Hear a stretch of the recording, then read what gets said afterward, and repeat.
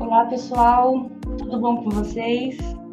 Sejam bem-vindos a uma aula especial que nós teremos hoje sobre o direito da moda, Fashion Law.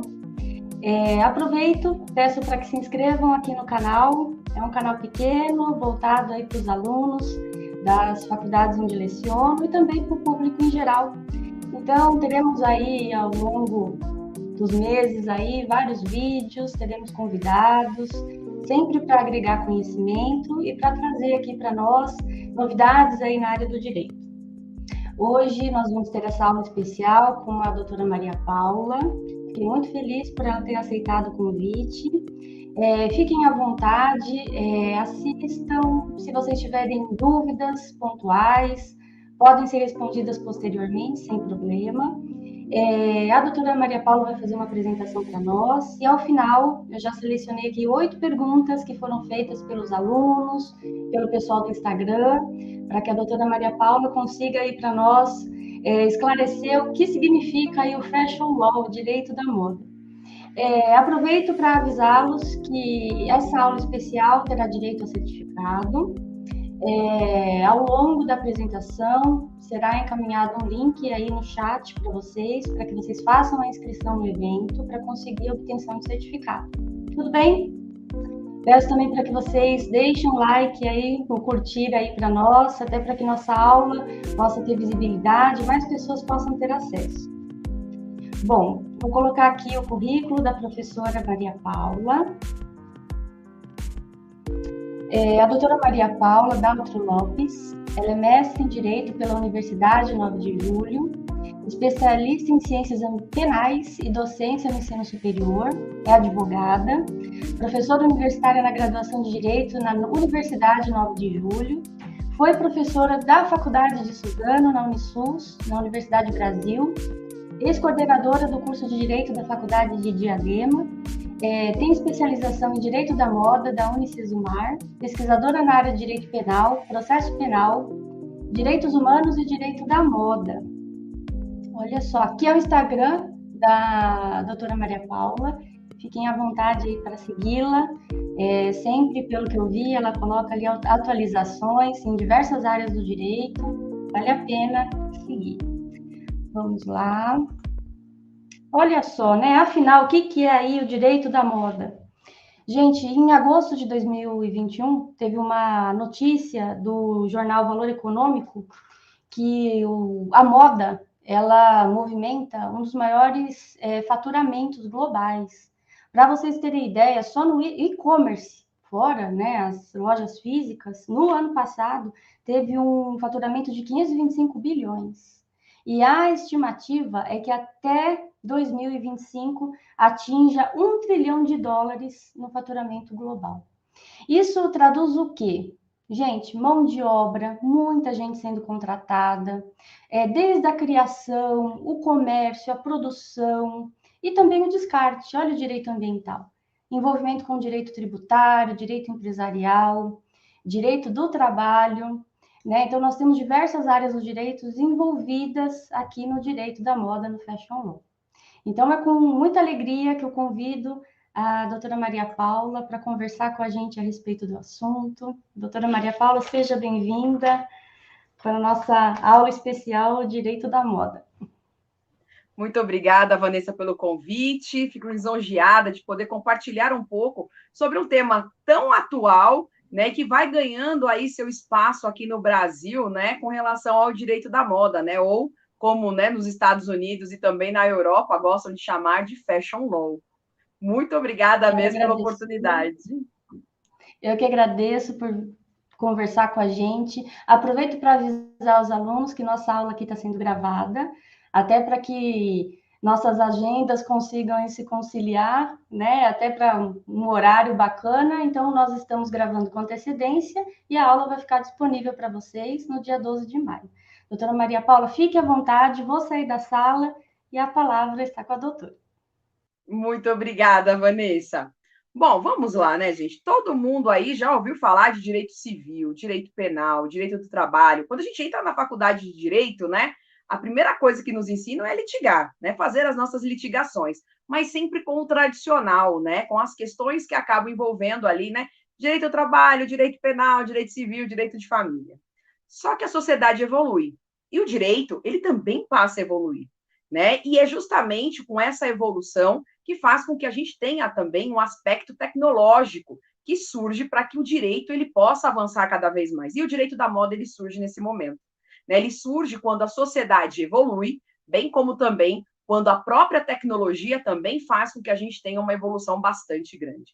É difícil quando a gente fala sobre a questão do direito da moda, porque no primeiro momento as pessoas sempre relacionam o direito da moda com vestimenta, né? Então, qual a roupa que eu vou vestir, né? Qual a roupa que eu vou fechar um contrato? Qual a roupa que eu vou... Não tem nada a ver. Pelo contrário, né? A moda, ela tem um percentual muito grande do desenvolvimento dentro do produto interno bruto dos países, principalmente aqui no Brasil, né? A gente pode achar que muitas vezes a moda é uma futilidade, mas nós usamos a moda, nós fazemos parte da moda, né? Essa blusa que eu estou utilizando faz parte da moda, né? Porque a partir do momento que ela foi confeccionada, nós temos todo um conflito por trás da onde que ela veio, né? Então eu tenho questões relacionadas ao direito do trabalho, questões do direito penal, direito tributário, direito civil, eu tenho um envolvimento, uma simples blusa faz com que a gente tenha a possibilidade do aumento da economia. E, como consequência disso, surge para nós os conflitos. E é justamente no conflito da moda que o fashion law ele surge. E o direito da moda ele vem, de uma certa forma, a surgir.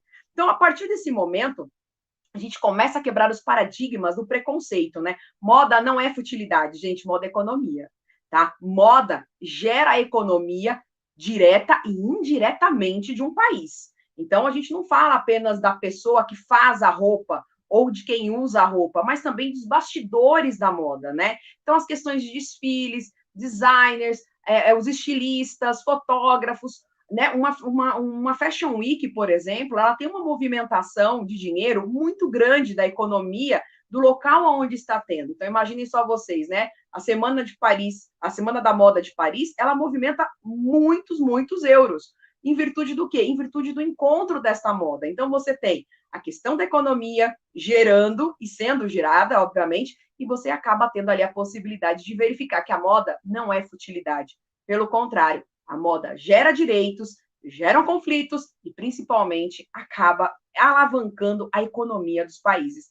E a gente vai ver ao longo dessa nossa aula, dessa nossa apresentação, a possibilidade de ter as questões do direito da moda relacionadas principalmente ao aspecto econômico e também um aspecto em que fazem com que outros ramos do direito possam surgir, tá? Bom, aqui no Brasil, o direito à moda, da moda, ele é novo, né? Ele não é algo que, nossa, surge, né, especificamente desde 1990. Não, não. Aqui no Brasil, ele é recente, né? Nós ainda temos algumas barreiras preconceituosas com relação à questão da moda, justamente pelas pessoas pensarem que moda, né, é um âmbito de futilidade. Não, moda é um aspecto de economia. Moda gera empregos. Moda gera dinheiro para o país. Entretanto, dessa construção, nós vamos ter conflitos. Então, no Brasil, nós engatinhamos no direito da moda. A Europa e os Estados Unidos estão muito à frente sobre a questão do direito da moda.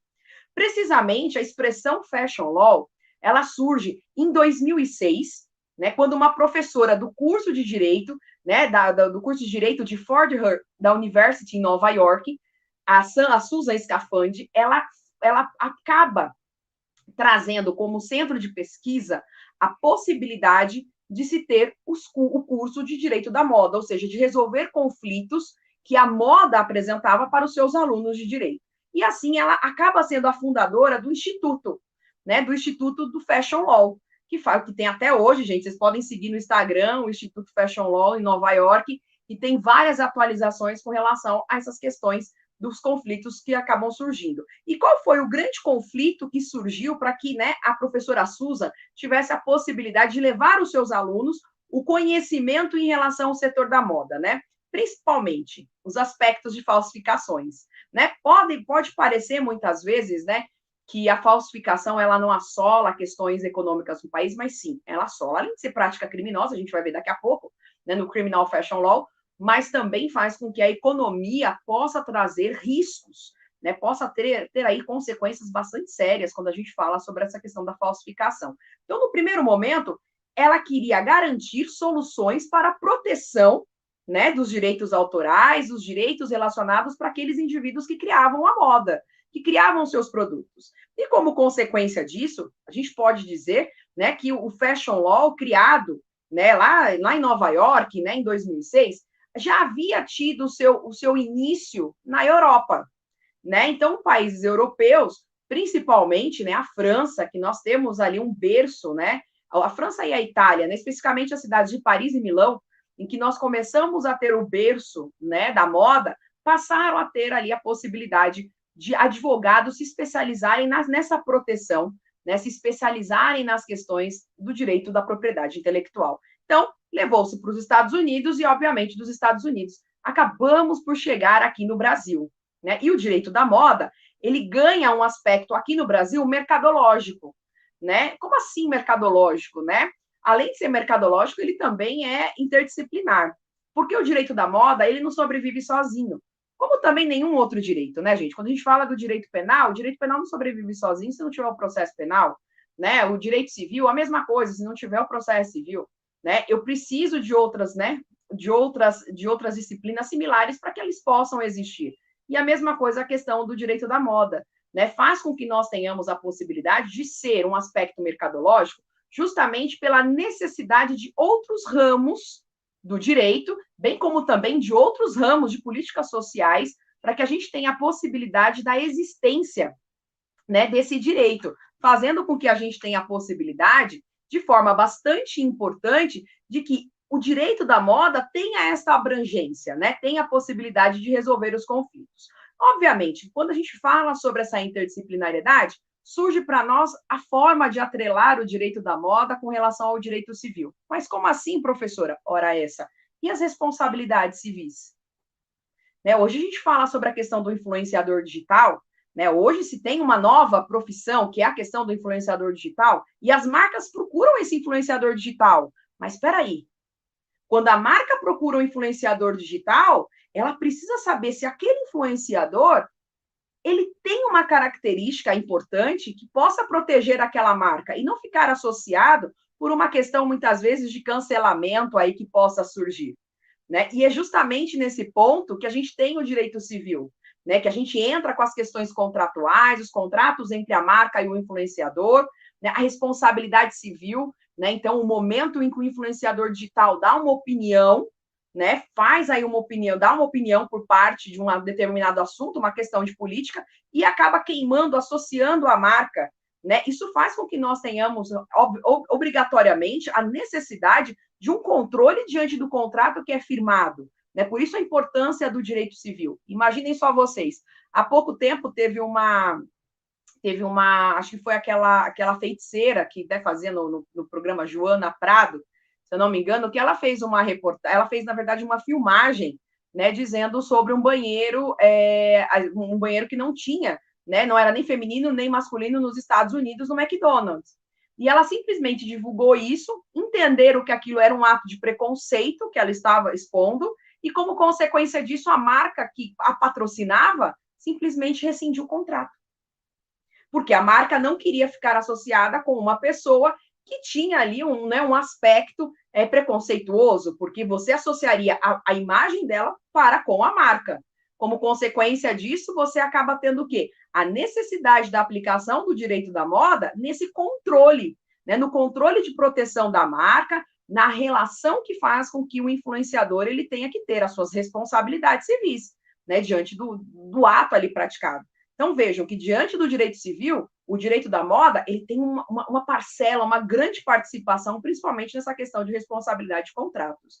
Quando a gente fala na questão, por exemplo, do direito do trabalho, né? O direito do trabalho é a mesma coisa, né? Quando a gente fala sobre a questão do direito da moda e o direito do trabalho, também surgem para nós situações, né? A gente tem uma situação chamada dumping social, né? Que a gente vai falar daqui a mais para frente sobre essa questão do dumping social, mas que faz com que, muitas vezes, a própria indústria da moda, como uma forma, né, de reduzir gastos e aumentar os seus lucros, acabam ferindo direitos trabalhistas, né? Acabam trazendo ali aspectos do direito trabalhista que, como consequência disso, acabam suprimindo, né, direitos que deveriam ser regulamentados, que deveriam ser respeitados, o que acaba não acontecendo.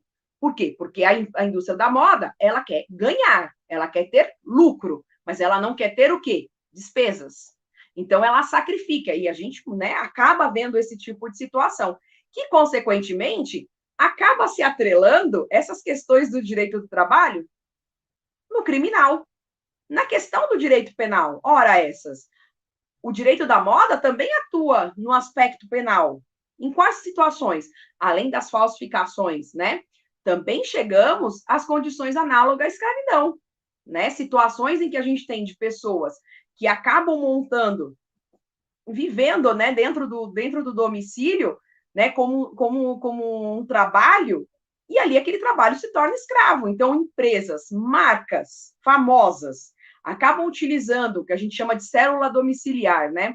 Acabam utilizando essas células domiciliares para que se tenha a possibilidade do aumento, né, da sua lucratividade, mas com reduções de salários, né, com relações de direitos. Então, uma pessoa que trabalha mais de 10 horas por dia costurando, ganha 80 centavos a peça costurada.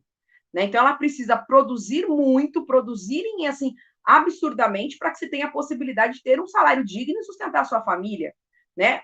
Sendo certo de que os seus direitos trabalhistas estão todos aí coibidos, né? Estão todos reduzidos, retirados. Né? Mas a gente tem uma condição análoga à escravidão em vira e mexe, a gente vê esse tipo de situação.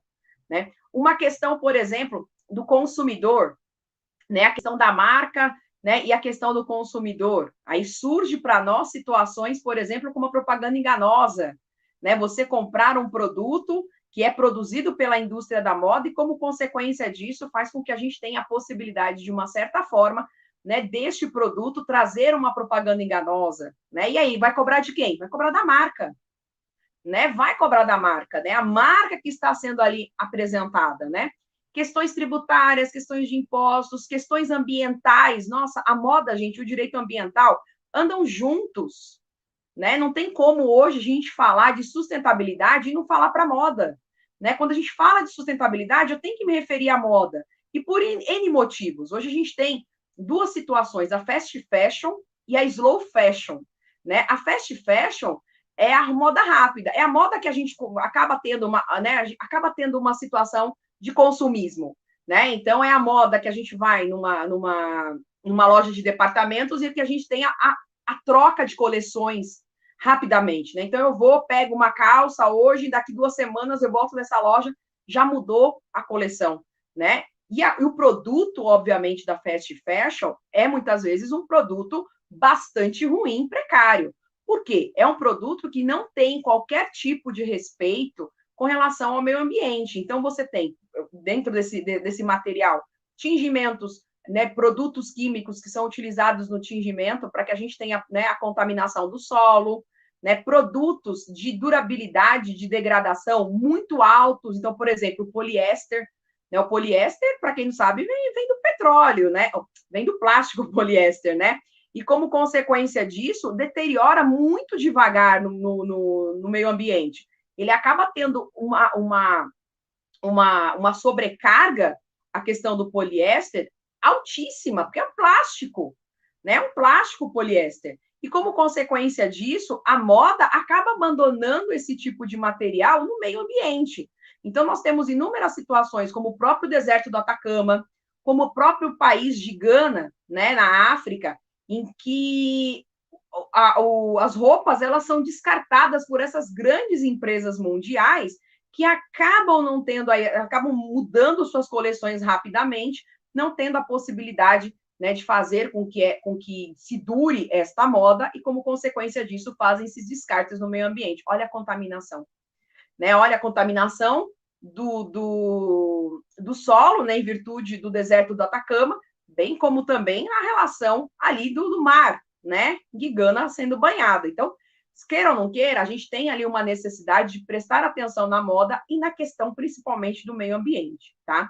E o mais importante, né, quando a gente fala principalmente sobre essa questão do direito da moda, a gente tem que olhar para o Brasil, né? Porque todas essas nossas relações que eu falei para vocês foram pautadas na nossa vivência brasileira, né? Do nosso dia a dia no Brasil. Imaginem só vocês, né? O Brasil é um país onde nós temos toda a cadeia têxtil. Nós produzimos desde a matéria-prima, sai tudo daqui, gente, desde a matéria-prima até o consumo. Nós não dependemos, a nossa cadeia têxtil no Brasil, ela não depende de outros países. Pelo contrário, ela sai toda aqui do Brasil. Então, a necessidade, a possibilidade de nós termos, né, desde o algodão, né, até situações em que fazem com que a gente tenha ali a possibilidade de uma certa forma ser produzida, sai daqui. Então, a fast fashion, ela se aproveita disso, né? Ela se aproveita dessas condições. Mas, ao mesmo tempo, nós passamos a ter outras situações e outras circunstâncias que surgem para nós como a slow fashion, né? Que é o slow quer dizer devagar, né? A moda devagar, mas como seria isso, né? Também se nasce no Brasil, também tem no Brasil essa política, né? Não é só a política das lojas, né? De departamentos, né? As situações altas de departamento que fazem com que a gente tenha a possibilidade aí, né? Dessa questão da moda. Mas também surge para nós essa slow fashion na necessidade de conscientização, de entender que a moda, ela não pode ser passageira, mas que a necessidade da gente fazer com que os produtos também tenham uma durabilidade e, como consequência disso, uma questão de sustentabilidade. Né? Então, a utilização dos brechós. Né? Aqui no Brasil, a gente tem uma gana muito grande na questão dos brechós e para N ramos do direito da moda, tanto para o mercado de luxo, né, quanto para o mercado comum. Né? Então, as bolsas de grifes, bolsas, né, caríssimas, que a gente também acaba tendo uma comercialização nesses brechós de luxo, também fazem com que a gente tenha a possibilidade, né, dessa slow fashion, da utilização até o fim de um determinado produto, que faça com que a gente tenha ali, de uma certa forma, a capacidade da sua preservação, e bem como também a manutenção da sustentabilidade do meio ambiente, né? Então, vejam que o direito da moda, gente, não tem nada a ver com se vestir bem, pelo contrário, né? Mas sim de resolver os conflitos que surgem nessa indústria da moda, né? De resolver os conflitos que fazem com que a gente tenha aqui a possibilidade, né, desta junção, né, de fazer com que a gente resolva questões civis, questões penais, questões trabalhistas, questões do meio ambiente, questões de direitos humanos. Sim, direitos humanos também fazem parte do direito da moda. A gente tem convenções, tratados internacionais, né, que já fazem com que a gente tenha a possibilidade da existência desse direito da moda. Né? Então, vejam só, né, em 1883, nós tivemos a Convenção de Paris, né? E a Convenção de Paris foi um dos primeiros momentos a se falar em direito de propriedade intelectual. Né? Então, em 1883, já se falavam sobre a necessidade da proteção do direito autoral, do direito de criação de uma pessoa no desenvolvimento de um produto, desenvolvimento de uma marca. Né? E em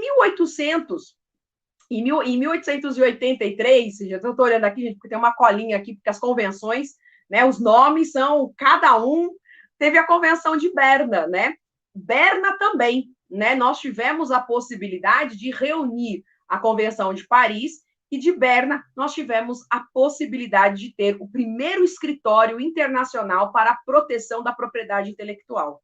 Né? E ali nasceu, então, a necessidade de também proteger todos os ramos que nós acabamos por ter da propriedade intelectual, né? E a grande questão é o que é essa propriedade intelectual, né? Todo mundo, quando vê o direito da moda, pensa sempre na questão da propriedade intelectual no primeiro momento. Sim, não está errado em pensar nessa relação, gente.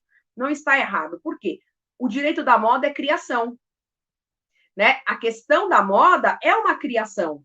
Né? Então, a gente tem tanto as questões relacionadas à moda propriamente dita, vestimentas, como outros ramos que a moda também faz, como, por exemplo, a beauty law. O que é a beauty law? São os produtos de beleza.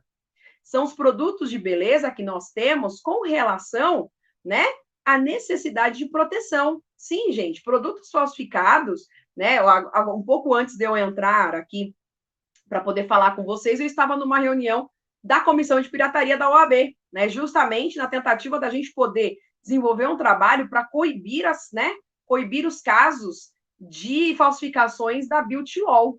né, que vai aqui para nós, né, que acaba chegando para nós com as falsificações, sabe do quê? De progressivas. Olhem só, né, como a gente chega, né, como um país acaba chegando para nós e que, como consequência disso, faz com que a gente tenha aí uma preocupação, uma necessidade de buscar a proteção em produtos que fazem mal à saúde e que o consumidor, muitas vezes, ele acaba comprando aquela ideia do barato, mas ele não sabe a consequência que vai surgir posteriormente. Né, as consequências que vão trazer para ele daquele produto falsificado, questões de saúde, tá, gente? Questões de saúde. Então, a Fashion Law, ela abre também esse leque para que a gente tenha as questões da Beauty Law, né? As questões relacionadas à beleza. Então, não é errado pensar que, ai, nossa, quando eu falo de direito da moda, sempre me vem à cabeça a propriedade intelectual. Sim, porque a propriedade intelectual, ela faz com que nós tenhamos, de uma certa forma, a necessidade de ter as proteções. São proteções relacionadas à criação do desenvolvimento de obras literárias, artísticas, científicas, marcas industriais. Tá? E dentro dessa propriedade intelectual, surge para nós o direito autoral, o direito da propriedade industrial, né? As questões de proteções sugêneres. Então, quando eu falo de direito autoral, eu estou falando do direito do autor, né? Do direito daquele indivíduo que produziu uma música, que escreveu um texto, que apresentou uma novela, né? É um direito autoral, né? É uma situação em que eu tenho ali um direito conexo, né? Em que eu tenho ali a possibilidade de uma proteção. Um outro direito autoral que também a gente tem essa possibilidade são os programas de computador. Programa de computador também, gente, né? As questões relacionadas principalmente, né, a proteção do computador, a proteção dos softwares também é uma criação, né? Também faz com que a gente tenha a possibilidade dessa propriedade intelectual surgindo. Na propriedade industrial, já diz o nome, né? Aspecto industrial. Então, a gente tem ali, de uma certa forma, né, uma produção um pouco maior e mais elaborada na necessidade de proteção.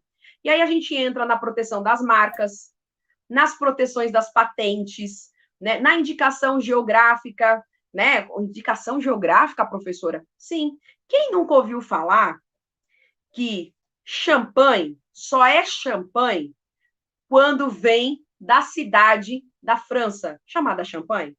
O que nós tomamos aqui é espumante, não é champanhe. Então, fala, eu vou tomar uma champanhe hoje.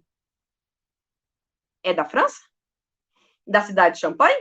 Não, não é. Então, o senhor vai tomar, ou a senhora vai tomar um espumante.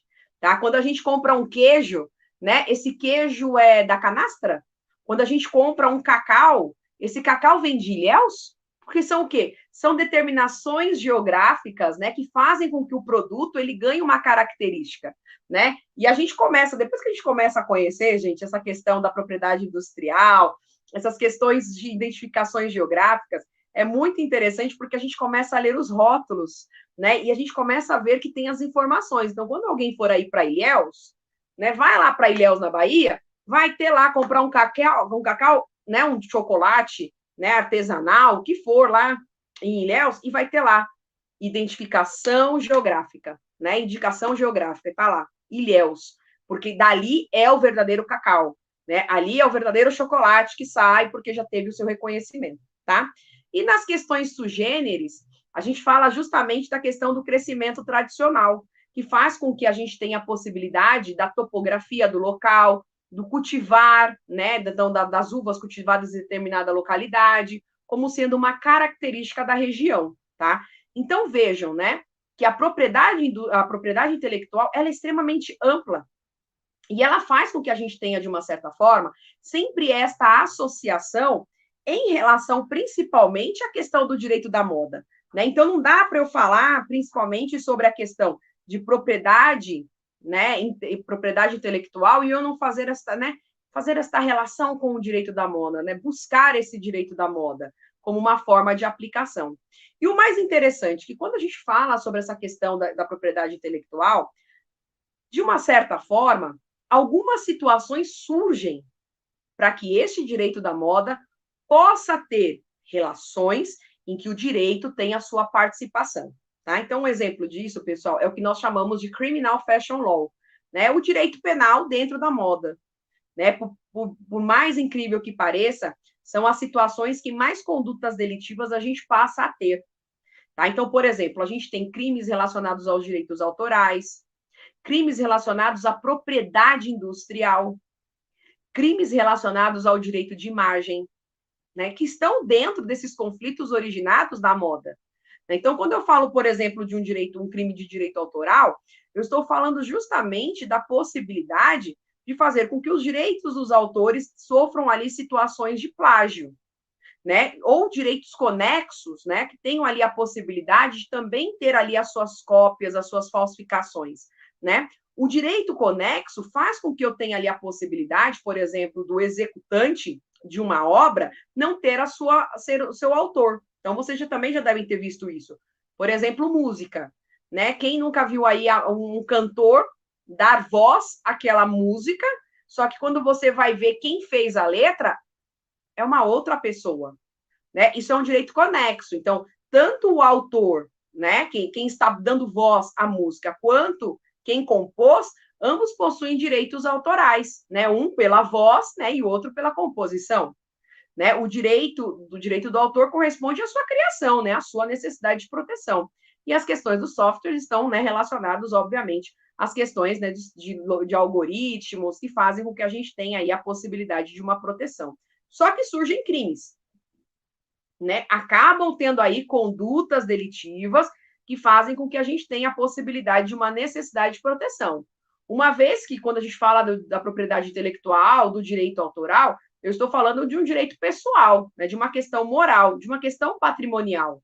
E que, obviamente, havendo lesões, são passíveis de indenização, bem como também a possibilidade de crimes. Né? E dentre esses crimes, a gente tem lá no Código Penal, né? Lá no artigo 184 do Código Penal, nós temos uma relação desse direito autoral, né, em que eu tenho um elemento dolo sendo apresentado diante do cometimento das condutas, em que simplesmente as pessoas reproduzem, as pessoas acabam por ferir o direito de criação daquela pessoa que fez aquela atividade, daquela pessoa que teve o seu direito que necessariamente tinha que ser protegido, mas acabaram descumprindo essa proteção. Né? E como consequência disso, a gente faz com que se tenha, assim, a responsabilidade do direito do criminal fashion law, né, na atuação nessa situação. Hoje mesmo eu estava vendo uma decisão de uma letra de uma música que foi colocada numa campanha política, né? O TJ de São Paulo confirmou, né, a decisão de indenização por danos morais em razão dos responsáveis, né?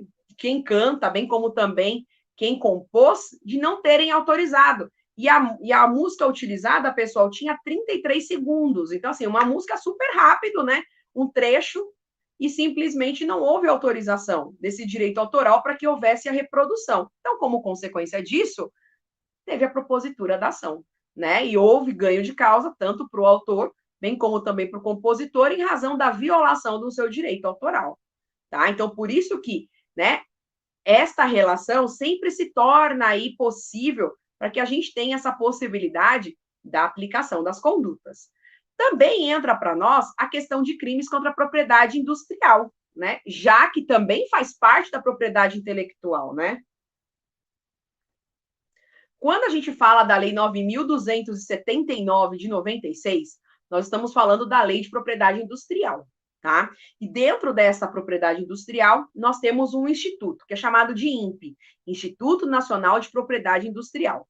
Então, todas as marcas, todas as patentes, todos os desenhos industriais, todas as indicações geográficas, todos os segredos industriais passam a ser registradas por esse instituto, tá? Pelo Instituto INPE. Lá no site do INPE, depois tenham curiosidade, entrem no site do INPE, tem informações muito legais com relação à marca, com relações à patente, com relação aos desenhos industriais, como fazer o registro, né? Tem informações para recolhimento de guias, quanto tempo fica uma marca, né, ali registrada, né? Tem que fazer a renovação desse registro da marca, né? A gente tem algumas características que a própria Lei de Propriedade Industrial ela traz para nós como sendo uma necessidade de proteção, tá?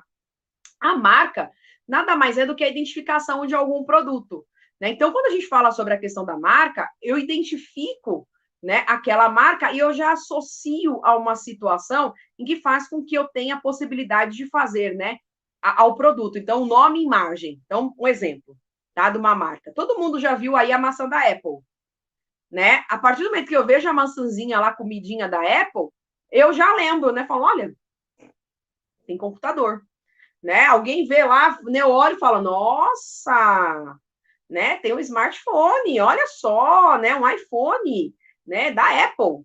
Por quê? Isso é uma marca, né? É a imagem e o nome, que faz com que eu tenha associação. Quando eu vejo o símbolo da Shell, estou no posto de gasolina, vejo lá o símbolo amarelo e vermelho, né? Eu olho e falo, nossa, é a Shell. Ah, vou abastecer nesse posto, porque eu abasteço na Shell. Porque é uma identificação, isso é uma marca. Né? E, obviamente, isso precisa ser o quê? Protegido. Né? Eu preciso trazer essas informações dentro da lei de propriedade industrial para que eu tenha a possibilidade desse registro e dessa proteção, tá? Quando eu falo de patente, eu falo sobre as questões de proteções de inventos, né, de invenções, então a pessoa inventou um determinado, né, ou melhorou de uma forma tecnológica num determinado produto, é uma invenção, eu entro numa questão de patente, então eu vou patentear aquela ideia, né, patentear aquela situação. Um desenho industrial é a questão de um designer de um produto, né? Então, alguém fez um design de um produto e, como consequência disso, faz com que a gente tenha necessidade de uma proteção desse desenho industrial. As indicações geográficas, como eu falei para vocês, né? A proteção da qualidade, das características de um produto em razão de uma região específica, né? O exemplo dado, o champanhe, né? Da cidade de Champagne, em Paris, na França, né? E o segredo industrial, né? Quando a gente fala da questão do segredo industrial, são fórmulas, são práticas, né? Da produção de um produto que possua aí uma produção industrial. Um exemplo disso, gente, Coca-Cola. Alguém sabe do que é feita a Coca-Cola? Não, porque tem um segredo industrial. A Coca-Cola está lá, o segredo está lá guardado a 7 chaves. Ninguém sabe do que é feito esse produto, que todo mundo toma, mundialmente. Né? Em qualquer lugar do mundo, se você falar Coca-Cola, todo mundo já aparece lá. Mas ninguém sabe do que é feito esse produto, tá?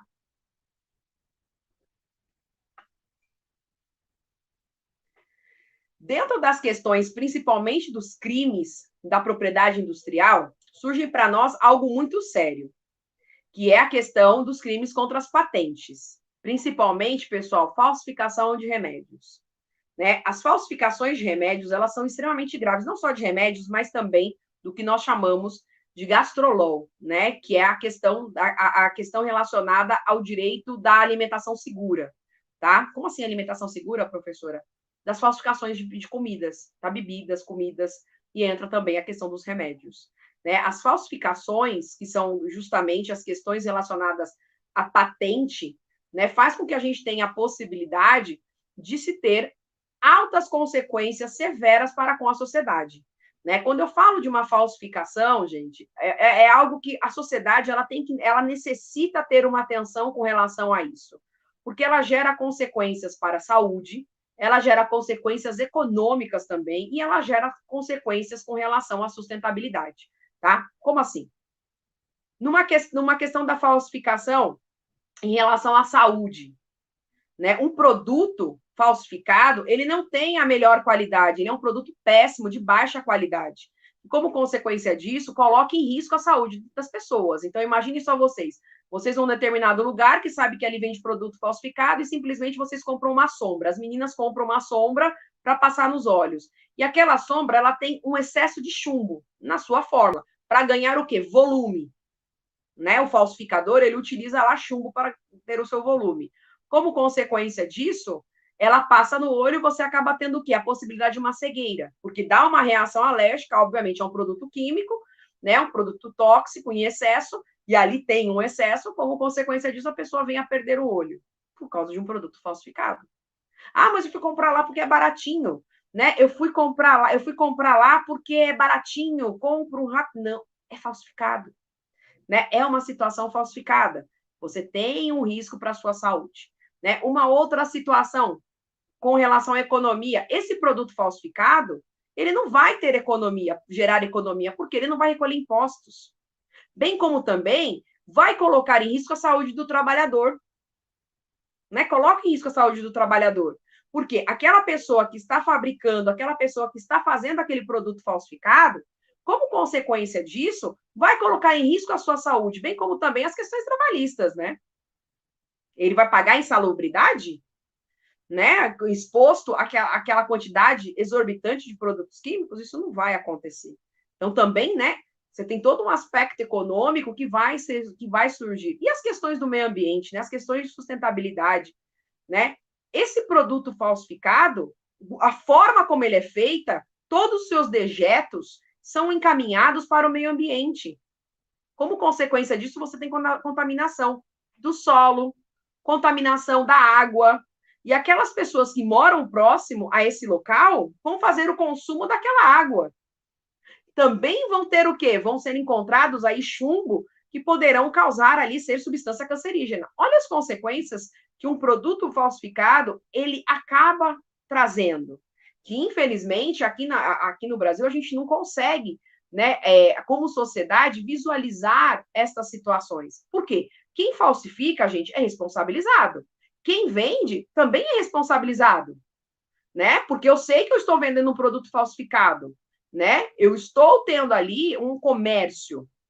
Como consequência disso, quem faz e quem vende, ambos são responsabilizados, né? Eu não tenho uma meia-culpa no direito penal, né? Ai, nossa, eu não sabia que era, meu Deus do céu, e agora o que eu faço? Não, que você tem que ter consciência. Se você adquiriu de um consumidor X, que não é aquele consumidor, né, direto, aquele consumidor relacionado àquela empresa, né, que você sabe que é o distribuidor, né, correto, você vai estar diante de uma situação em que há aqui sim a presença de uma responsabilidade que fará com que tanto quem fez quanto quem está vendendo também sejam aí responsabilizados, né? Então, os crimes contra as patentes acabam sendo aí bastante fortes quando a gente fala na questão da propriedade industrial, tá?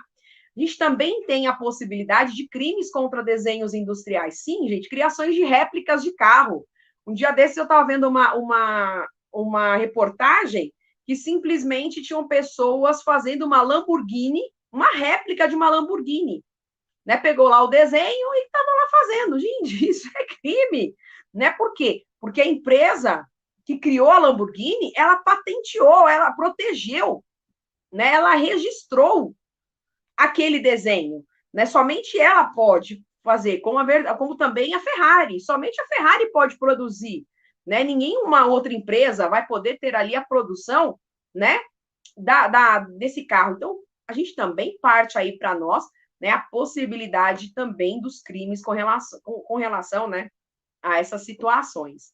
E aí a gente chega nos crimes com maior relevância, que são os crimes contra as marcas, né? Que todo mundo aí que está assistindo já deve ter visto um produto pirateado de uma determinada marca. E, gente, pasmem vocês, né? Existem até os erros de grafia quando vai fazer a falsificação, né? Quem nunca viu, né? Você tem o D, né? O DG, né? Dolce Cabana, né? Eu já vi Dolce Banana, sabe? Você fala, gente, como não? É Dolce Cabana, né? Uma marca de luxo. Você tem ali. Eu já vi o Nike, né? O desenho da Nike ao contrário, sabe? Você fala, meu Deus, a falsificação é tão grosseira, né, que você espanta ao ver. Ah, e um parênteses, tá, queridos? Não existe réplica, tá? Não, professora, não. Esse negócio de réplica de primeira linha, réplica de segunda linha, não existe, tá, gente? É falsificação. A réplica, ela só existe a situação de réplica numa única condição, quando a marca autoriza a sua produção. Se a marca não autoriza a sua produção, gente, é falsificação, tá? Então, existe, eu comprei uma réplica, sabe, dos fones do iPhone, né, de primeira linha. Meu Deus do céu, não, querido, não existe, aquilo é um produto falsificado, tá? Não existe esse tipo de situação. As réplicas, elas precisam ser autorizadas por quem detém a marca. E, obviamente, as marcas, elas não realizam a concessão de réplicas, pelo contrário. Por quê? Quando você tem a concessão de réplicas, o material é ruim. Eles não vão utilizar um material que... Um exemplo, tá? Então, a bolsa Chanel, né? A bolsa da Chanel. Simplesmente a Chanel faz lá uma réplica da bolsa. né? Ela concede. O material que ela utiliza, que é um couro, no material verdadeiro, ela não vai aplicar este couro, né, no material de réplica. Não, ela vai colocar um material ruim. E como consequência disso, a própria marca acaba sendo atingida por isso, né? Porque você acaba associando, ai, nossa, que produto ruim, né? Ai, que esse produto é muito ruim, né? Dessa marca. Você acaba fazendo com que a construção de todo aquele império que nós tivemos da Chanel fosse aí, de fato, atingido por uma questão de uma réplica mal feita que foi concedida por ela para que tivesse a exploração. Então, isso não acontece. As lojas, as marcas de luxo, né, que também é um mercado muito interessante aqui no Brasil, pasmem vocês, nesses 2 últimos anos que nós tivemos da pandemia, o e-commerce de luxo no Brasil cresceu absurdamente, tá? Foi em grande parte dos países do mundo, o Brasil teve uma ascensão muito grande na questão desse e-commerce de luxo, tá? Dessas marcas de luxo. E como consequência disso, girando a economia. Para vocês terem uma noção, em São Paulo nós temos a loja da Chanel. Em Lisboa, não tem. Simplesmente em Lisboa, em Portugal, não se tem uma Chanel, não se tem uma loja da Chanel. Por quê? Porque lá a economia possivelmente não tem tantos atrativos como aqui no Brasil. Então, aqui nós temos. Em São Paulo se tem a loja da Chanel, né? Então, para vocês verem como a economia da moda ela gira, né? E obviamente essas marcas elas não acabam reproduzindo, elas não acabam fazendo réplicas, porque elas sabem que a sua marca necessita de uma preservação, porque obviamente para ruir é muito simples, né? É muito rápido. Então, por isso, não existem réplicas, tá, gente? Todas as situações são falsificações, tá? É tudo ligado a uma falsificação, tá? E a falsificação é qualquer produto reproduzido ali que a gente não tem uma autorização do detentor dos direitos, tá? E, obviamente, fazem com que muitas vezes esse produto possa ser idêntico, parecido com os originais, mas a gente tem algumas situações que fazem com que eles não sejam os originais, tá? Então, por exemplo, o mercado de luxo, as bolsas, nós temos numerações. Então, quem vai numa Chanel comprar uma bolsa Chanel, tem uma numeração. E aquela numeração é que faz a identidade, a identificação da bolsa. Que aquele couro utilizado para aquela bolsa, né, foi um couro que veio do estoque XYZ, que estava lá, porque as bolsas, elas são únicas, diferente da falsificação, que você produz em grande escala, né? Você produz aí, né, a pessoa absurdamente compra essas bolsas, né, mas mal sabe elas que essas bolsas têm a sua falsificação assim escancarada, porque quem conhece a bolsa, ela vai direto na numeração. Ah, nossa, essa bolsa veio, né, de tal lugar, veio da não sei da onde, é uma bolsa verdadeira. Tem documentos da bolsa, gente. A bolsa tem documentos para comprovar ali a sua veracidade, enquanto a bolsa falsificada acaba por não ter, tá? Então vejam que quando a gente fala sobre essa questão das falsificações, justamente a gente acaba tendo ali condutas delitivas que surgem e, como consequência disso, fazem com que a gente, de uma certa forma, utilizem, né? Fazem aí com que a gente tenha, né, a necessidade de uma proteção de um conflito que acaba por surgir, tá? Uma outra situação que também acontece na indústria da moda, né, são o que nós chamamos de trade dress, que está ligado à questão da concorrência desleal, né? E a trade dress, vocês já viram no dia a dia de vocês, mas vocês não estão associando. Quem nunca viu, entrou numa perfumaria, gente, e não viu, né, aquele potinho de alisar cabelo que parece a maisena? Aposto já deve ter. Eu tava falando, nossa, a maisena aqui, será que eu entrei no lugar certo? Né? E você vê a moça com o cabelo liso, né? E você vê a coloração, você vê os dizeres como sendo uma maisena, quando na verdade é um alisante de cabelo. Isso é trade dress. Da nossa tradução literal, né? A trade dress quer dizer um vestido comercial, né? Um vestido de mercado comercial, né? Dress, né? Vem de vestido. E o que quer dizer esse trade dress? São sinais. São sinais que a marca emite para que a gente possa fazer a identificação, né? Falei agora para vocês sobre a questão da marca.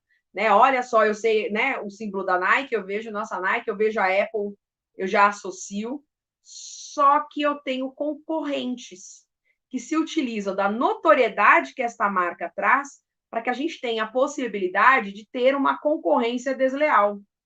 E aqui em São Paulo, especificamente, queridos, o Tribunal de Justiça de São Paulo tem muitas ações de trade dress, né, desta concorrência desleal. Por quê? Porque leva o consumidor a erro. Faz com que o consumidor ele caia numa situação de erro, porque ele olha de forma instantânea para aquele produto e ele acaba, né, pegando, né? Ele acaba achando que está levando o mesmo produto que ele sempre leva daquela determinada marca, mas na verdade não. Alguém simplesmente acabou fazendo aí esse produto, né, com essas características que a determinada marca tem. Com relação a isso, obviamente, a marca atingida, ela ingressa com o processo para que se tenha o reconhecimento da concorrência desleal, que está se utilizando, né, do erro em razão do consumidor e, como consequência disso, ter a sua retirada do mercado. Tem uma situação muito interessante que aconteceu entre a Monange, né, e a Victoria's Secret, né?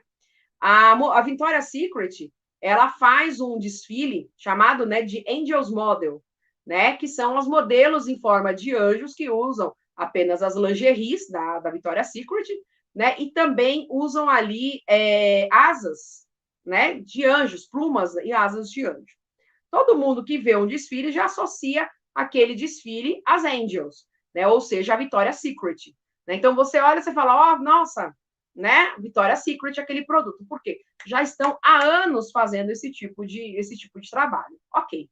A Monange resolveu fazer a mesma coisa aqui no Brasil, né? Um tour para mostrar, para desfilar, para que os modelos desfilassem de lingerie e utilizassem asas de anjo.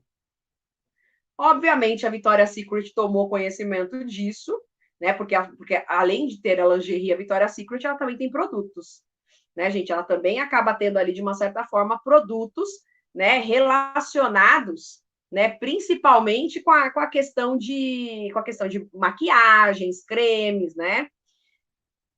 E ela achou que isso faria com que as pessoas associassem, né, os produtos da Monange com uma associação à questão, levasse a erro a questão da Victoria's Secret. E ela entrou com uma ação aqui no Brasil, solicitando o cancelamento desta turnê, né, da turnê Monange. Né, e ela conseguiu, porque houve o reconhecimento da existência do trade dress. Tá? Então, para vocês verem que é mais comum do que se possa ser aí, né, mais comum do que possa acontecer.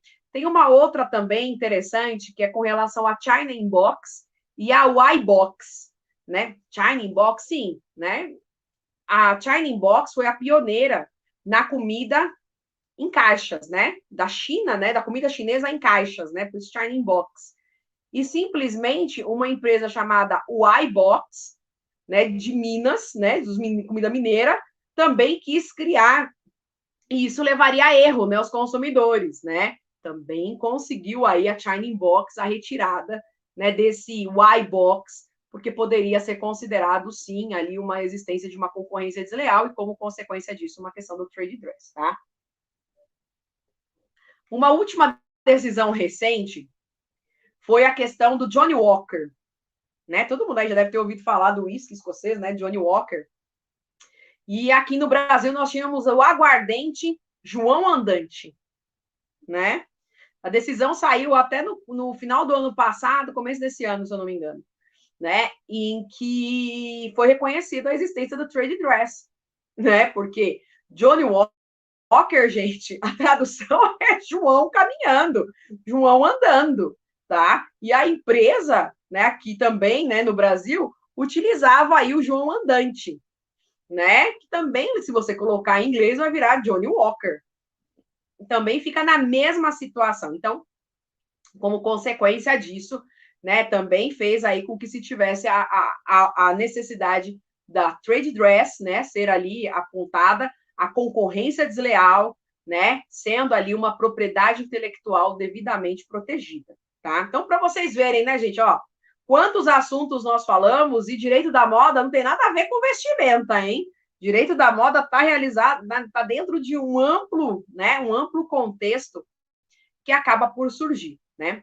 Um outro ponto também interessante, quando a gente fala da questão do direito da moda, na relação de trabalho, que eu falei para vocês, principalmente nas questões relacionadas aos direitos humanos, né? Porque eu não tenho como falar de direito do trabalho dentro do direito da moda e não mencionar a questão dos direitos humanos, tá?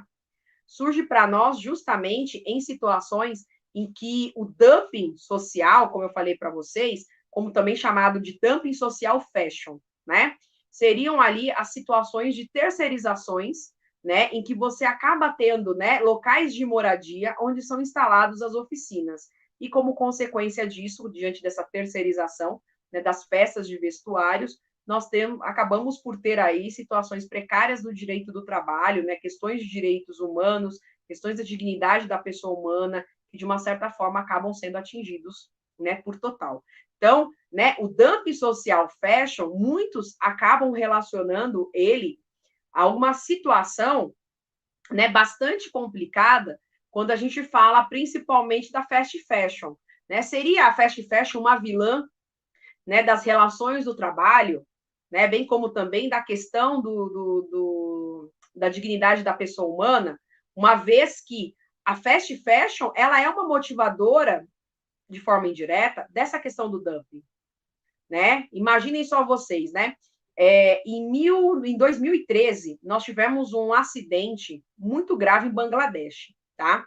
Países pobres, pessoal, são celeiros, tá, de locais de terceirização da moda, da indústria da moda, tá? Países pobres. Então, por exemplo, Bangladesh, tá? Aonde você tem ali, né, um desenvolvimento econômico muito inferior, mas que as empresas, né, têxteis, a indústria têxtil conseguiu ter ali uma visão da existência de um dumping social por fragilidades de legislações locais e tivessem ali a possibilidade de um aumento do seu lucro e uma redução dos seus gastos, tá? Então, em 2003, nós tivemos em Bangladesh, né, ficou conhecida como a tragédia de Dhaka, em que 2.500 pessoas morreram em razão do desabamento de um prédio, tá? Na verdade, era um prédio de 3 andares que tinham oficinas de marcas, né? Então, por exemplo, a Zara, né, instaladas naquele prédio. Na verdade, foram 1.134 pessoas que morreram e 2.500 ficaram feridas. O prédio desabou. Antes, já tinham tido reclamações sobre o local desse prédio. Então, nós tínhamos, né, tinha a Gap, tinha as marcas H&M e também tinha a Walmart, que utilizavam-se também desse prédio para fazer as confecções das suas roupas de varejo.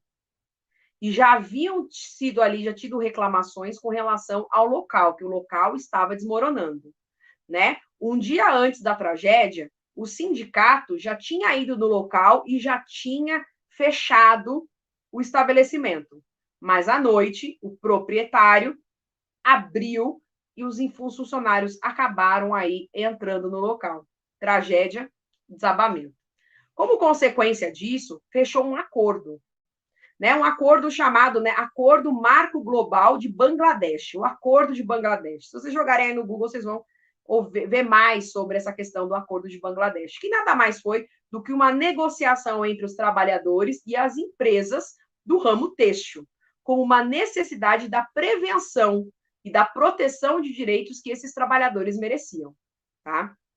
Como consequência disso, né, durante todo esse período, desde 2013 até, né, recentemente, nós tivemos a necessidade desses acordos serem reformulados. Imaginem só vocês, os trabalhadores de Bangladesh, gente, recebiam, em média, por mês, R$ 360 para fazer, né, para costurar roupas. Olhem só, né, como né, nesses acordos, né, eram necessários e eram imprescindíveis justamente para que a gente tivesse aí a possibilidade de uma proteção, né? E durante o período da pandemia, a fast fashion continuou movimentando, tá, gente? Tá? Continuou movimentando, ela não parou, né? Porque quando a gente fala dessa comercialização em Bangladesh, eu não estou falando via Brasil, não, estou falando via mundo. tá? Muitos países europeus, e até mesmo os Estados Unidos, a própria Gap americana, a Gap, né? Tem ali a possibilidade de você ter, né, aquele trabalho vindo da mão de obra escrava, né? Daquela mão de obra que a gente chama de hoje de escravidão contemporânea da indústria têxtil, justamente das violações de direitos humanos que acabam acontecendo, mas que para esses países gera-se economia. Por quê? Porque você acaba tendo, isso foi, né, muitos países que têm esse tipo de moradia, né, de costura, eles visualizam isso como sendo uma necessidade, como sendo ali um viés para o aumento da economia. Tá? Então, eles, ao mesmo tempo que eles são obrigados, né, a preservar, eles são obrigados a proteger, ao mesmo tempo, eles também não querem perder mão do lucro que eles acabam tendo. Né? Então, a própria questão que a gente acaba tendo aí muitas vezes do acordo, né, de Bangladesh, vira e mexe, ele tem que ser reavaliado, né? Tem que ser novamente reavaliado, porque tem ali a possibilidade das empresas se ajustarem. Agora, em 2021, em agosto de 2021, nós tivemos mais uma vez a Zara e a H&M, né, também ali uma necessidade de uma proteção, de melhores condições sobre a necessidade da proteção dos trabalhadores na área têxtil, né, tem aí agora uma duração de 26 meses, né, para que as empresas possam, de uma certa forma, trazer a necessidade de proteção e, como consequência disso, fazer com que esses direitos possam ser aí devidamente preservados, né? Quando a gente fala, né, sobre essa necessidade, né, esse liame que nos surge, principalmente sobre a questão, né, dos aspectos do direito da moda, a gente tem uma amplitude, né? A gente tem uma situação muito grande do direito da moda. A atuação hoje do advogado no direito da moda, ela é imprescindível, porque olha quantas situações eu disse para vocês que são do nosso dia a dia, é do meu dia a dia, como advogada especialista no direito da moda, na atuação principalmente do penal, né? Que eu trabalho com empresas, então, de uma certa forma, eu acabo tendo a necessidade de sempre fiscalizar se está tendo ou não uma falsificação de um produto, se o produto que a pessoa comprou, ela adquiriu, ela foi falsificado, se a empresa ela tem responsabilidade para com isso, né? Então, hoje, esse viés, né, do direito da moda acaba, de uma certa forma, ganhando cada vez mais, né, essas atuações, fazem com que a gente tenha a possibilidade de uma necessidade de uma especialização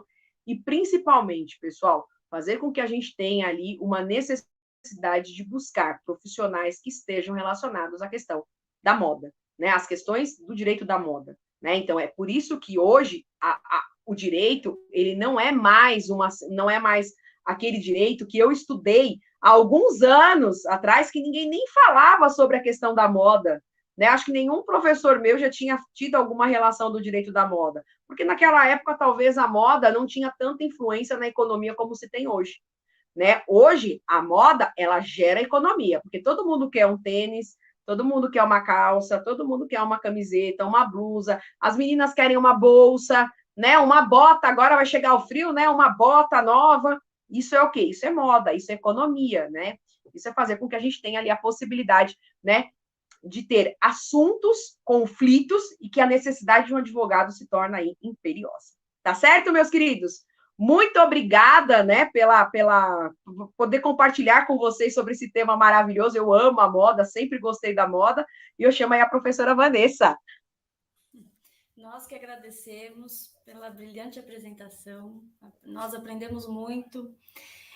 Basicamente, as perguntas que foram feitas foram sendo respondidas ao longo da apresentação, né? Vou fazer algumas, até para que os alunos eles se sintam aí prestigiados pelas perguntas que foram feitas. Inclusive, agradeço a participação do pessoal, gerei um Google Forms, eles foram fazendo perguntas, fiz uma caixa de perguntas no Instagram, a galera foi fazendo. Mas vamos lá, temos algumas questões aqui. A primeira questão é do Joelmir dos Santos, da Faculdade de São Paulo, da FASP. Ele perguntou, o direito da moda está vinculado somente ao direito empresarial? Eu queria só que a doutora falasse assim, bem breve, porque já explanou aí de forma brilhante, mas só para poder responder o aluno. O direito empresarial é um ramo ainda, né? Está dentro da questão do direito da moda, né? Mas a gente tem outros ramos, né?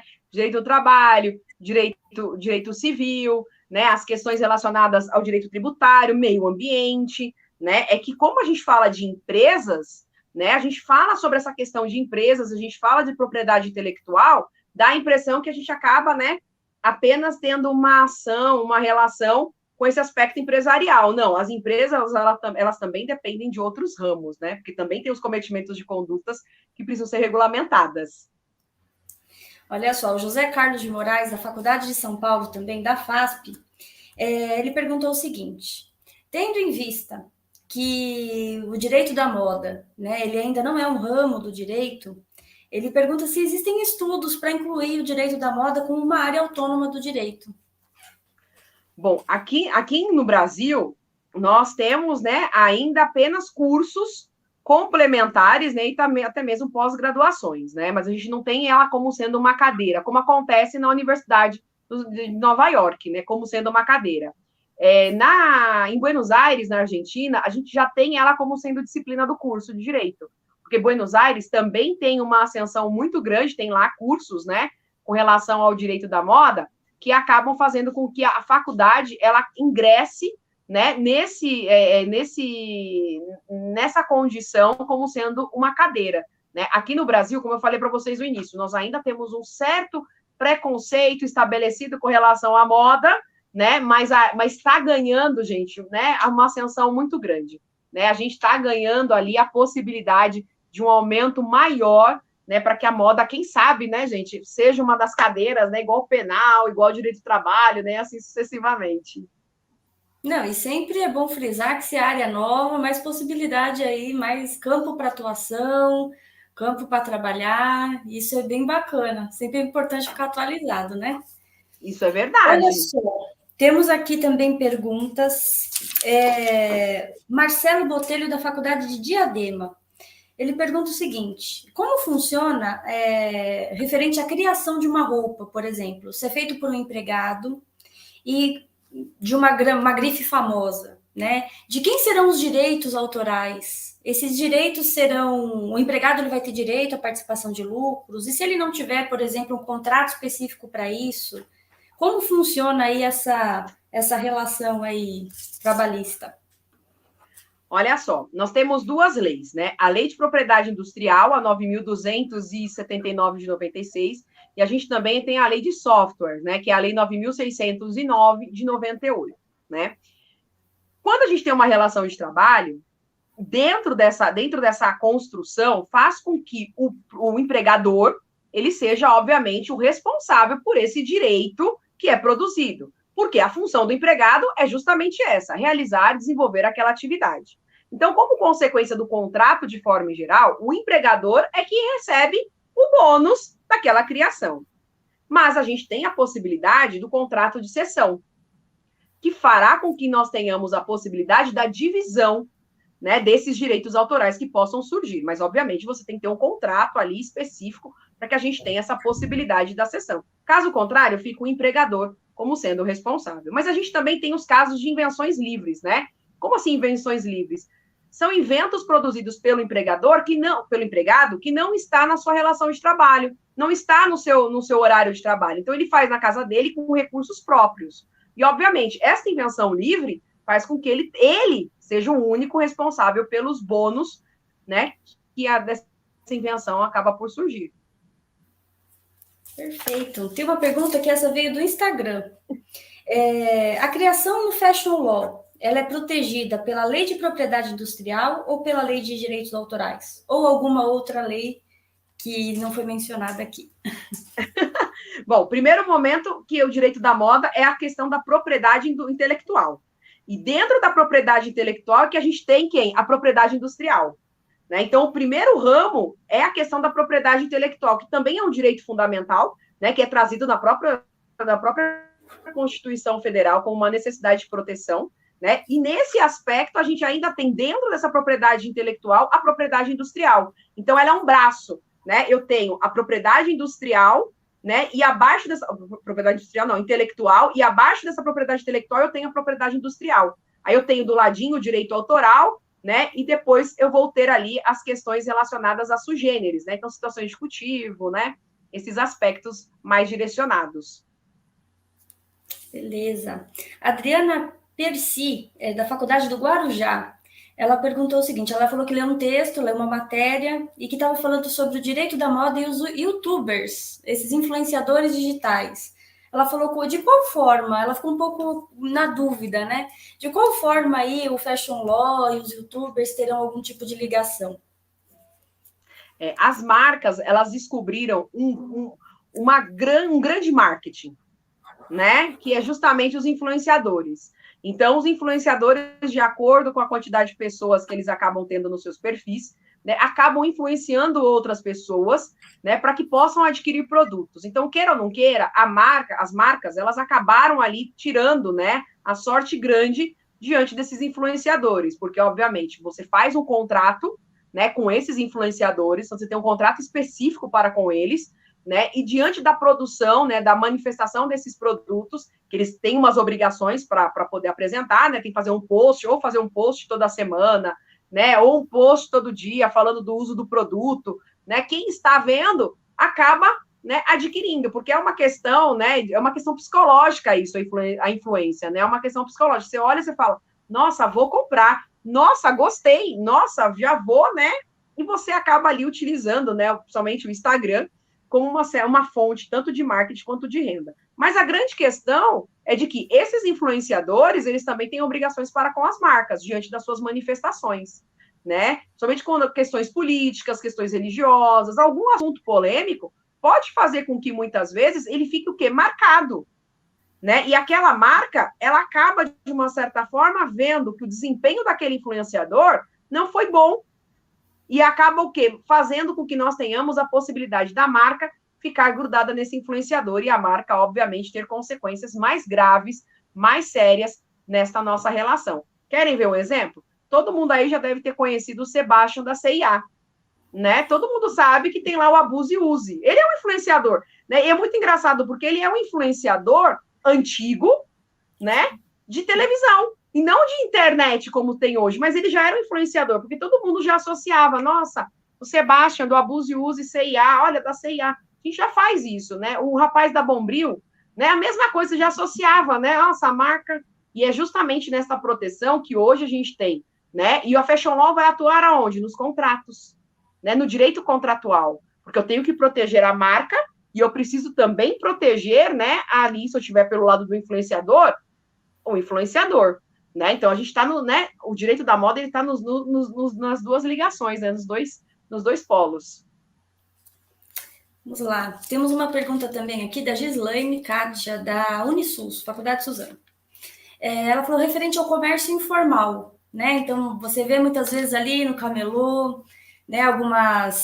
Algumas marcas ali semelhantes, quase para não dizer que são iguais a produtos, né, que não originais, e o que acontece? Aquela pessoa acaba fazendo a venda, né? Então, ela queria saber, a venda desses produtos falsos, piratas, o que essas pessoas que comercializam, elas podem sofrer de penalidade, e também tem penalidade para quem fabricou?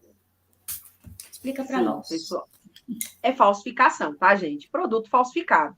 Tanto quem produz quanto quem está vendendo, colocando, entra na conduta delictiva, tá?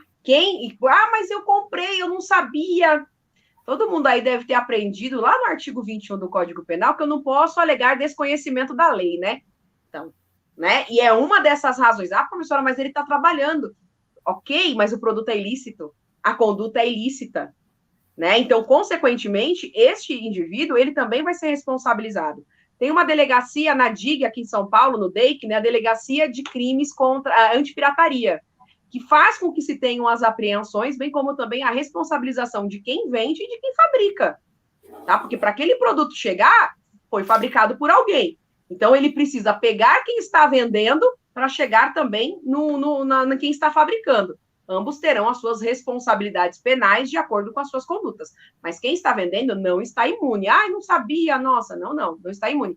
E quem compra também tem ali a sua parcela de responsabilidade, né? Porque eu só vou ter o produto falsificado porque eu tenho mercado. Sim. infelizmente, né? É. Uma dúvida aqui seria, na verdade, mais a sua opinião, né? O Bruno Alves dos Santos, da Faculdade do Guarujá, ele fez a seguinte pergunta: nós temos regras trabalhistas, inclusive novas, né? A gente teve reforma trabalhista recente, nós estamos diante de uma crise econômica e nós temos o direito da moda, né? A gente sabe que o mercado acaba tendo a necessidade de muitos profissionais para produção, e aí acaba tendo abuso de direitos, embora você já tenha até falado a respeito. Mas ele queria saber exatamente, assim, a sua opinião a respeito, né? Você acha que precisa de mais regras trabalhistas ou fiscalização? O que você acha que falta aí para o cumprimento aí dessas regras trabalhistas, para a gente ter aí mão de obra, mas mão de obra que trabalhe dentro das regras, né? Dentro de uma qualidade aí de trabalho? Bom, precisamos ter, no primeiro momento, conscientização. Vocês já sabem como que a moda funciona, né? Nós temos inúmeros projetos de sustentabilidade com relação à moda, né? Então, tem a Revolution Fashion, que ela sempre traz para nós informações sobre quem produz a sua roupa, que é uma forma de conscientização. Então, eu sei quem é que faz a minha roupa, né? Eu identifico, por meio desse instituto, quem fez a minha roupa e se estava de acordo com as regulamentações e as leis. Novas leis, gente, a gente não precisa, né? O Brasil já tem tantas legislações aí, o que a gente precisa é a conscientização e a fiscalização. Conscientização para que eu possa comprar um produto e eu saber de onde que vem esse produto, né? E não simplesmente olhar o preço do produto e falar, é barato, eu vou lá e compro. Mas espera aí, esse barato, para você sai barato, mas saiu caro para outras pessoas, né? Para aquele produto chegar, como eu falei para vocês da fast fashion, algumas pessoas dizem que o dumping social fashion está ligado, que a fast fashion seria vilã. Só que, obviamente, ela contribui para que isso aconteça. Por quê? Porque quanto mais coleções eu tiver, quanto mais acesso eu tiver, mais roupas eu tiver, eu vou ter ali a possibilidade, de uma certa forma, de gerar a economia, mas eu vou ter mais lucros e menos despesas, porque eu vou suprimir as despesas trabalhistas, né? Eu vou pagar 80 centavos para uma pessoa trabalhar das 7 da manhã até às 7 da noite, costurando ininterruptamente 80 centavos por uma peça de roupa, que eu vou vender esta peça de roupa por R$600, R$700, né? E simplesmente aquela pessoa que produziu ganhou 80. A gente está cansado de ver situações em que se tem aí, principalmente, né, no mercado da moda, né, na questão da indústria fashion, em que a gente tem empresas que são denunciadas justamente pela questão do trabalho escravo, né, por causa dessas infrações. O que nós precisamos ter, primeiro, é a conscientização do cidadão, né, de saber quem faz a sua roupa, né, da onde que essa roupa vem, quais as consequências que essa roupa chegou para você. A partir do momento que eu tenho essa conscientização, e não mais uma conscientização que cabe no meu bolso, eu começo também a buscar do poder público a necessidade da fiscalização, porque leis eu já tenho. O que me falta, conscientização e fiscalização. Perfeito. E a última pergunta é do Jonilson de Holanda, da Faculdade de Diadema. Ele falou assim: professora, como trabalhar com o direito da moda? Né? Como entrar nesse mercado? Quais são as áreas de atuação? Bom, gente, as áreas de atuação são inúmeras, né? A gente sempre vai falar da questão penal, da questão civil, né, das questões trabalhistas, né, dessa relação que o direito da moda traz para nós a interdisciplinariedade. E uma coisa interessante, o direito da moda, ela sai do Brasil. Então, também, né, a necessidade sempre do advogado ter ali seu curso de inglês, né, afiado, seu espanhol afiado, porque nós trabalhamos também fora, com situações fora. A gente não trabalha só no aspecto dentro. As marcas, elas não vivem apenas no Brasil, elas também estão fora do Brasil, né? E o advogado, ele precisa ter esta relação necessária para que a gente tenha a possibilidade de entrar no mercado de trabalho, né? Como a gente chama hoje da advocacia 4.0, né? A questão tecnológica, a questão dos idiomas, né? A necessidade de se buscar um aprendizado maior, justamente para que a gente tenha a possibilidade desta ascensão, né? Então, eu não fico mais restrito, né? Ali no meu escritório, né, fazendo ali as minhas coisas, né, os meus prazos. Não, hoje o advogado do Fashion Law, ele sai do seu escritório, né, ele acaba tendo um voo muito maior, né, indo para outros países, porque há uma necessidade de ter esse advogado. E a gente tem que ter essa formação aqui no Brasil, né, essa conscientização. Eu não tenho que saber só direito penal, eu não tenho que ser só especialista numa coisa, eu tenho que ser especialista de forma geral, né, e também ter ali os meus idiomas, né, principalmente. E hoje nós já aprendemos muita coisa. Quero agradecer de verdade. Falar que estamos em sintonia, porque nós não combinamos e as duas viemos de rosa. Nós fizemos rosa moda. É a cor da moda. Fizemos moda sem querer. Quero agradecer de verdade pelo seu tempo, agradecer por ter entregue para nós tanto conteúdo importante. Importante as pessoas conhecerem que não é se vestir bem, a ideia é realmente uma área muito séria, uma linha de produção enorme, você tem muitas pessoas envolvidas, muitos contratos ali que muitas vezes não foram cumpridos, e a atuação do advogado vai ser fundamental para que o direito da moda funcione redondinho aí.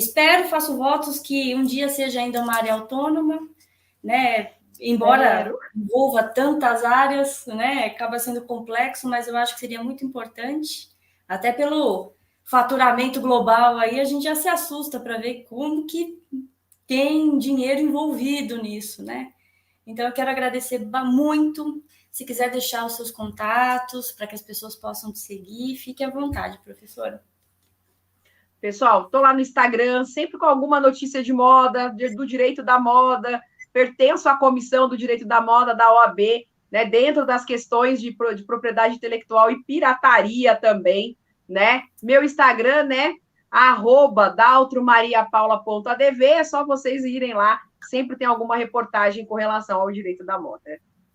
E eu sugiro que sigam, vale muito a pena. Professora, muito obrigada, de verdade, um grande abraço. Espero encontrá-la de novo. Com certeza, hein? Com mais direito da moda.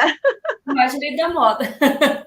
Gente, obrigada a todos pela participação, pelas perguntas enviadas. Não deu para responder todas pelo nosso tempo mais curtinho, mas agradeço de verdade. Um beijo a todos. Gente, link no chat para que vocês possam clicar, fazer a inscrição e já conseguir o certificado para as horas complementares. Um beijo e um abraço a todos aí. Tchau, tchau, gente. Professora, tchau, tchau. Obrigada. Tchau, tchau. Obrigada.